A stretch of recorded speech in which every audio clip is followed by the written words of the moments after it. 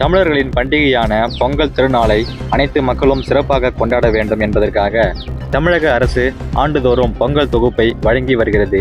திராவிட முன்னேற்ற கழகம் ஆட்சி பொறுப்பேற்ற பிறகு கடந்த 2022ஆம் ஆண்டு முதல் பொங்கல் பண்டிகைக்கு பச்சரிசி, வெல்லம், முந்திரி, உலர் திராட்சை உள்ளிட்ட 20 பொருட்கள் அடங்கிய பொங்கல் பரிசு பை மற்றும் கரும்பு வழங்கப்பட்டன.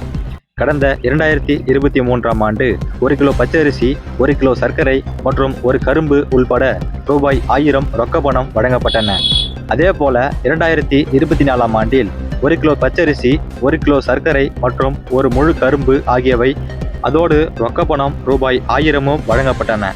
ஆனால் இந்த ரொக்க தொகை மத்திய, மாநில அரசு ஊழியர்கள், வருமான வரி செலுத்துபவர்கள், பொதுத்துறை நிறுவனங்களில் பணிபுரிபவர்கள், சர்க்கரை அட்டைதாரர்கள் ஆகியோருக்கு வழங்கப்படவில்லை.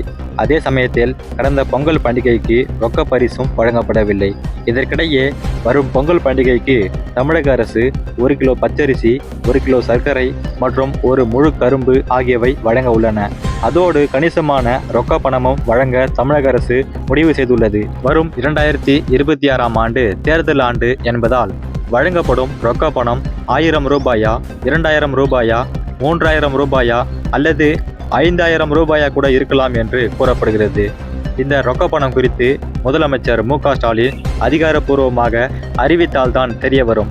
இருந்தாலும் வரும் பொங்கலுக்கு ரொக்க பணம் வழங்குவது மட்டும் உறுதியாகி உள்ளது. அதற்கான அறிவிப்பை முதலமைச்சர் மு.க.ஸ்டாலின் அடுத்த வாரம் அல்லது ஜனவரி மாத தொடக்கத்திலேயே அறிவிக்க உள்ளார். இந்த நிலையில் பொங்கல் பரிசு தொகுப்பு வழங்கப்படும் தேதி குறித்து தற்போது அறிவிப்பு ஒன்று வெளியாகி உள்ளது.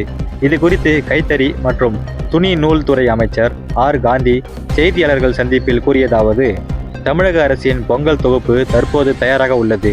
முதலமைச்சர் முறைப்படி அறிவிப்பு வெளியிட்டதும் அதன் விநியோகம் உடனடியாக தொடங்கும். வரும் ஜனவரி 10ஆம் தேதிக்குள் அனைத்து குடும்ப அட்டைதாரர்களுக்கும் பொங்கல் தொகுப்பு வழங்கி முடிக்கப்படும் என்று கூறினார். தொடர்ந்து பொங்கல் பரிசு தொகையாக ரூபாய் 5000 வழங்கப்படுமா என்று செய்தியாளர்கள் கேட்ட கேள்விக்கு சிரித்துக்கொண்டே அதெல்லாம் பிறகுதான் பார்த்து கொள்ளலாம் என்று பதிலளித்தார்.